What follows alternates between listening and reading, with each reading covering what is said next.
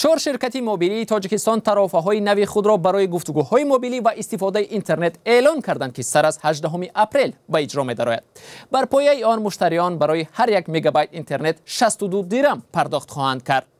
اگر قبلا شما در یک ماه به حساب میانه 3 گیگابایت اینترنت خرج می‌کردید و برای این 65 سومانی پرداخت می‌کردید، حالا برای خرید همین مقدار اینترنت 186 سومانی باید پرداخت کنید.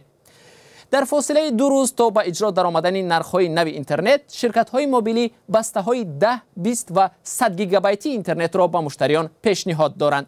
نرخ هر مگابایت اینترنت این بسته‌ها برای شما از 6 تا 12 درم می‌افتد و آن را تا آخر سال حق دارید استفاده برید. پس از 18 اپریل نرخ 1 مگابایت اینترنت از 62 درم کم نخواهد بود. از 18 اپریل به آن سو هیچ یکی از شرکت‌های موبیلی در تاجیکستان اینترنت نامحدود و یا بی لیمیت موبیلی نخواهند داشت. برخی از استفاده برندگان مودم و یا وای فای راوترها که تا به حال از طرفه‌های بی لیمیت اینترنت موبیلی بهره می‌بردند از آن محروم می‌شوند. اگر شما مودم و دستگاه وای فای دارید که با اینترنت بیناقل توسط سیم کارت پیوسته است، پس مواظب هر مگابایت خود باشید که 62 درم از جیب شما را کم می‌کند. از 18 اپریل نرخ گفتگوهای عادی نیز طریق تلفن‌های موبیل دیگر می شود.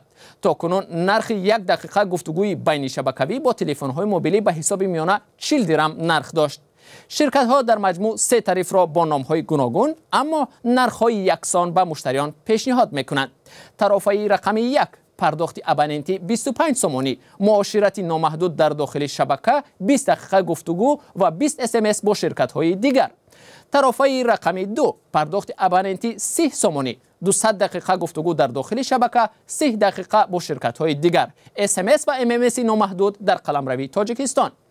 طرفه رقم 3 پرداخت ابوننتی 35 سومانی، 100 دقیقه گفتگو، 330 SMS و MMS به همه شرکت‌های تاجیکستان.